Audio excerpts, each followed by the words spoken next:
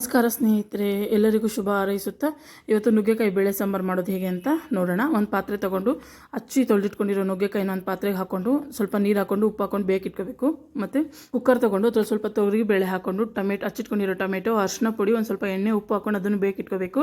ಈಗ ಮಸಾಲೆ ರೆಡಿ ಮಾಡ್ಕೊಳ್ಳೋಣ. ಒಂದು ಬಟ್ಲು ತೊಗೊಂಡು ಈರುಳ್ಳಿ, ಟೊಮೆಟೊ, ಕೊತ್ತಂಬರಿ ಸೊಪ್ಪು, ಜೀರಿಗೆ, ಮೆಣಸು ಮತ್ತು ಧನಿಯಾ 4-5 ಟೇಬಲ್ ಸ್ಪೂನ್ ಎಣ್ಣೆ ಹಾಕಿ ಮೆತ್ತಗಾಗೋವರೆಗೂ ಹುರ್ಕೋಬೇಕು.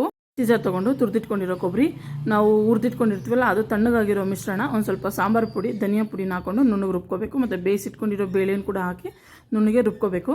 ಮತ್ತು ಒಗ್ಗರಣೆಗೆ ಒಂದು ಪಾತ್ರೆ ಇಟ್ಕೊಂಡು ಸ್ವಲ್ಪ ಎಣ್ಣೆ, ಸಾಸಿವೆ, ಹಚ್ಚಿಟ್ಕೊಂಡಿರೋ ಈರುಳ್ಳಿ, ಅದ್ರ ಜೊತೆಗೆ ಸ್ವಲ್ಪ ಕರಿಬೇವು, ಮತ್ತು ಇನ್ನೂ ಸ್ವಲ್ಪ ಇಟ್ಕೊಂಡಿರ್ತೀವಲ್ಲ ಬೇಳೆ, ಅದನ್ನು ಹಾಕ್ಕೊಂಡು ರುಬ್ಬಿಟ್ಕೊಂಡಿರೋ ಖಾರ ಕೂಡ ಹಾಕ್ಕೊಂಡು ಮತ್ತು ನುಗ್ಗೆಕಾಯಿನ ಹಾಕಿದ್ರೆ ನುಗ್ಗೆಕಾಯಿ ಬೇಳೆ ಸಾಂಬಾರು ರೆಡಿ ಆಗುತ್ತೆ. ಐ ಹೋಪ್ ಈ ರೆಸಿಪಿ ನಿಮ್ಗೆ ತುಂಬ ಇಷ್ಟ ಆಯಿತು ಅನ್ಕೋತೀನಿ. ಪ್ಲೀಸ್ ಸಬ್ಸ್ಕ್ರೈಬ್ ಮಾಡ್ಕೊಳ್ಳಿ, ಲೈಕ್, ಶೇರ್, ಕಾಮೆಂಟ್ ಮಾಡಿ. Thank you.